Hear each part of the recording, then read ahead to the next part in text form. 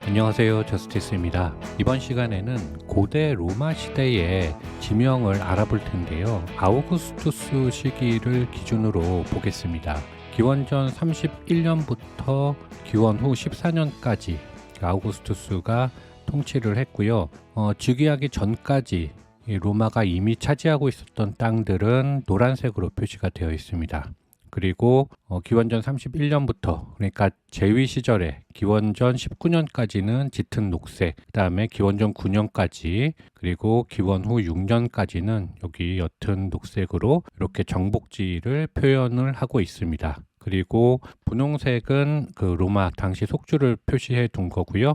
요 빨간색은 로마 군단이 있었던 지역들입니다. 대부분 게르만족하고 마주한 곳에 국경 지역에 이렇게 많이 로마 군단이 있는 것들을 볼 수가 있습니다. 먼저 바다부터 보면요. 이쪽이 아틀란티쿠스, 요 대서양에 있는 곳이고요. 여기가 지중해입니다. 그래서 마레 하면 바다를 의미합니다. 그래서 인터눔, 안쪽에 있는 내지에 있는 바다다. 로마 제국이 이렇게 둘러싸고 있으니까요. 그 안에 있는 바다라고 해서 인터눔이고요.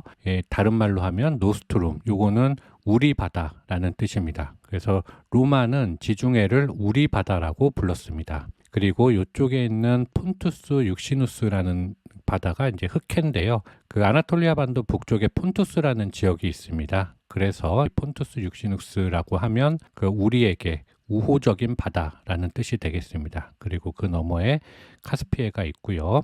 이렇게 바다를 간단히 보고 로마 제국이 출발하게 되는 이탈리아부터 먼저 남쪽부터 보도록 하겠습니다. 맨 남단에 보면 시칠리아가 있고요. 이 시칠리아에서 알아두면 좋은 곳이 바로 시라쿠사입니다. 여기가 훗날 이 동로마랑 서로마로 갈라진 후에 그 동로마 쪽에서 쳐들어올 때 항상 배를 타고 쳐들어올 때 입성했던 곳이 바로 시라쿠사입니다. 그래서 전략적 요충지가 되죠.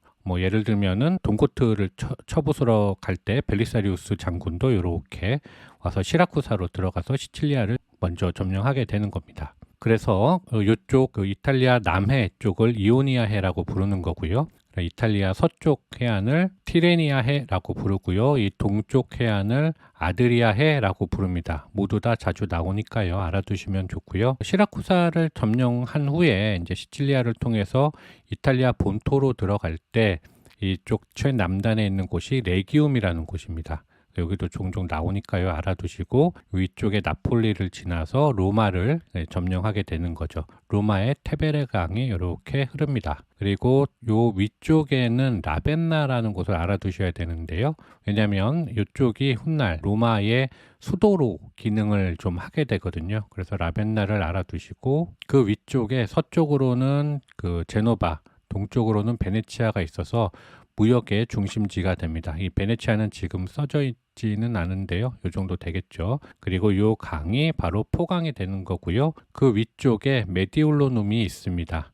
밀라노죠. 밀란. 이 메디올로눔이 그 북쪽 이탈리아의 수도 기능을 하는 곳이기 때문에 자주 나옵니다. 꼭 알아두셔야 할 곳이 되고요. 그 밖에 이탈리아를 조금 더 보자면 남단에 아드리아해로 들어오는 길목을 막고 있는 요 타란툼을 알아두시면 좋고요.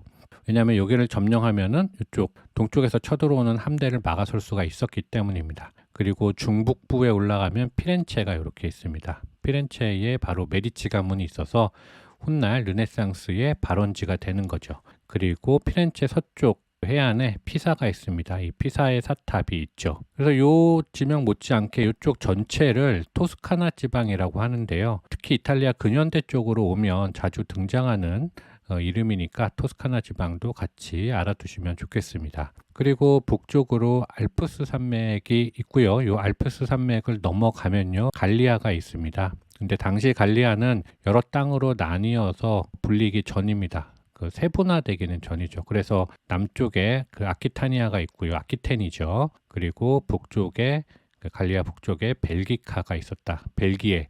이 정도만 일단 얘기하고 넘어가도록 하겠습니다. 나중에 그리고 트리어 정도까지 그 트리어가 이 갈리아의 행정 수도였습니다. 그 게르만족하고 맞닿아 있죠. 이쪽이 라인강이 되겠습니다. 그래서 나중에 갈리아는 또 세부적으로 볼 수 있으면 보도록 하겠습니다.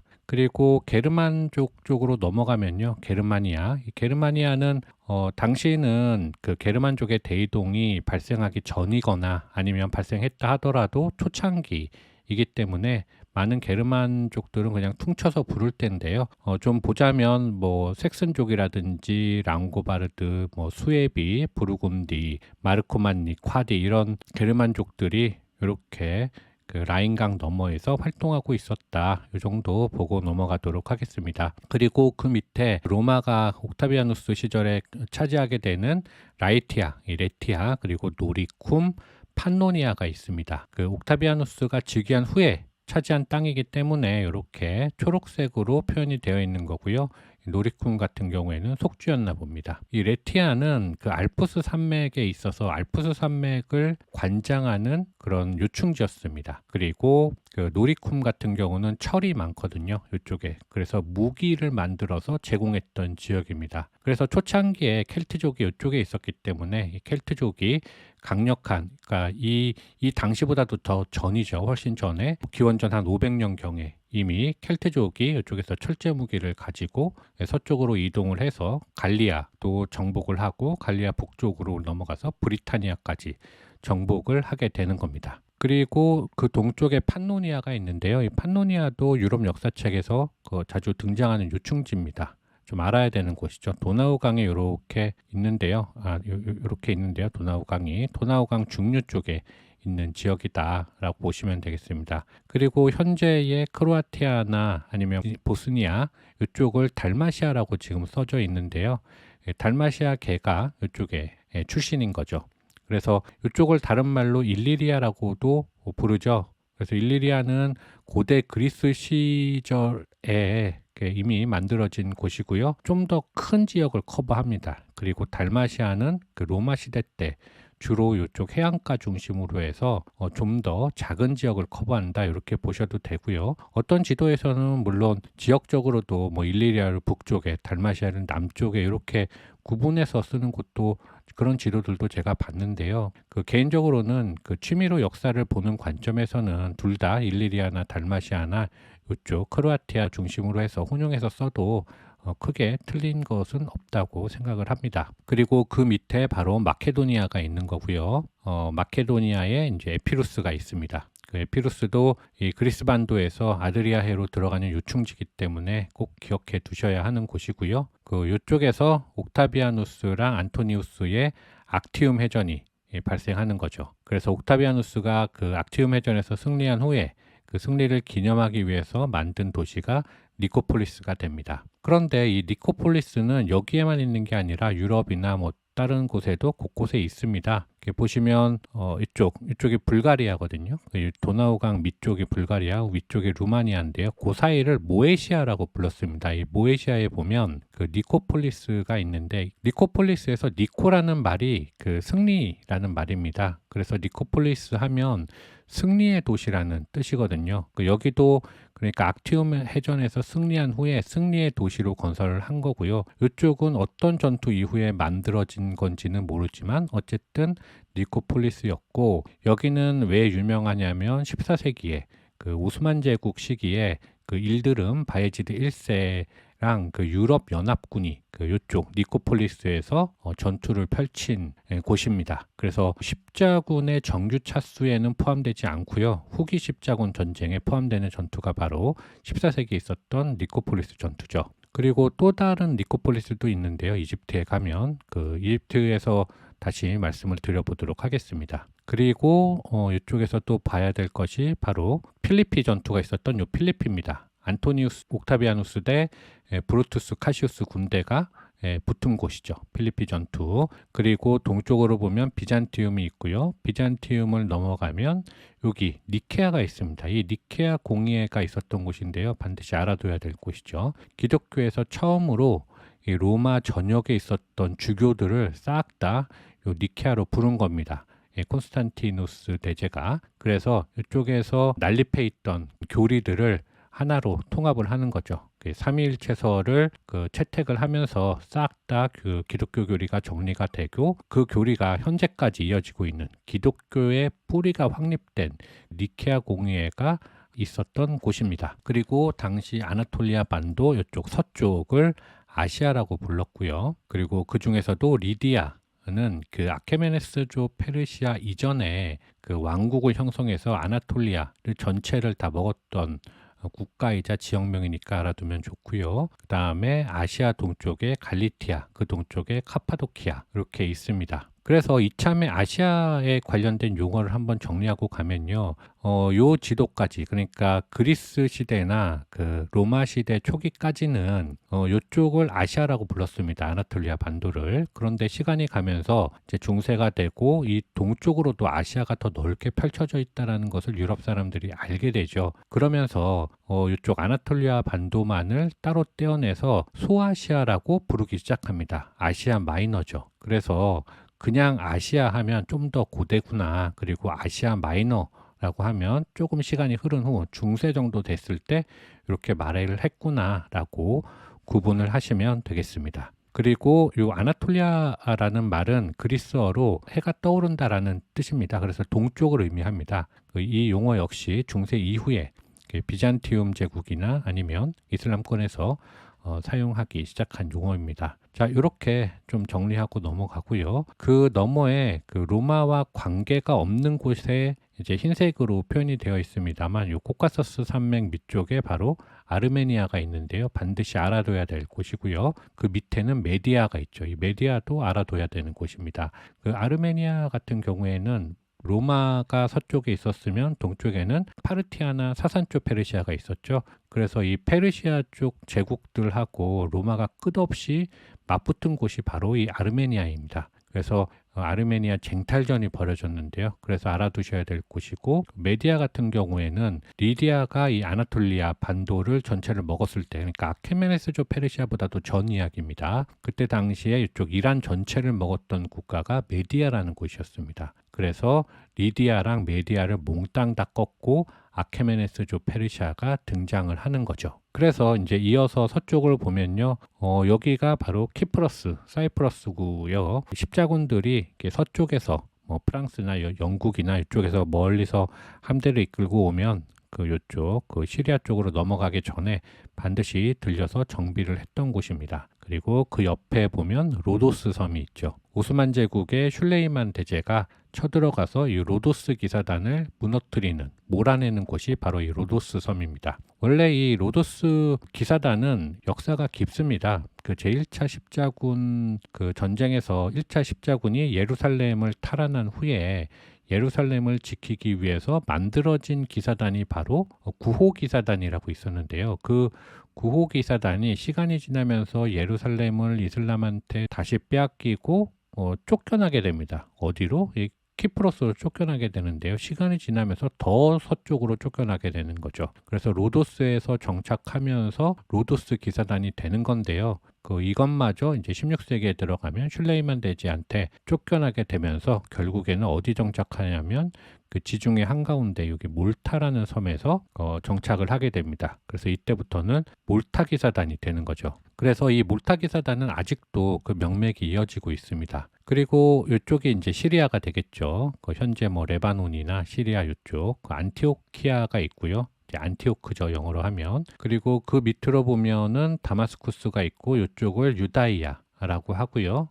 팔레스타인이라고도 합니다. 그래서 이쪽은 그 유대교나 기독교 지명을 제가 나중에 다른 영상으로 한 번 더 이야기할 예정이니까요. 그때 말씀드리기로 하고, 그리고 난 다음에 이집트로 내려가면은 이제 그 나일강이 이렇게 있는 거고요. 나일강 옆쪽에 그 알렉산드리아가 있습니다. 그리고 알렉산드리아 동쪽에 니코폴리스가 또 있는데요. 이 니코폴리스 역시 악티움 해전에서 옥타비아누스가 이기면서 승리를 기념해서 만든 도시입니다. 그리고 서쪽으로 가면요, 이쪽에 말에 리비쿰이라고 되어 있는데요, 리비아 해입니다. 그래서 이쪽 땅들이 이제 리비아라고 당시에 불렀거든요. 근데 지금 여기는 프로콘솔라리스니 키레나이카니 이렇게 하는 땅 이름으로 써져 있는데요. 그냥 리비아로 등장하는 경우가 많습니다. 뭐 굳이 요런 용어까지 알아두어야 할까라는 생각이 들기는 하는데요. 어쨌든 그 프로콘솔이 총독입니다. 그래서 총독령이 있는 땅인 거죠. 그리고 그 서쪽이 아프리카고요. 그 옆에 이제 누미디아라고 써져 있는데요. 굳이 구분할 필요가 없습니다. 여기 이쪽 전체를 다 누미디아라고 쓰는 지도도 많이 있고요. 그리고 서쪽에 보면 마우레타니아라고 있는데요. 모리타니아라고도 하죠.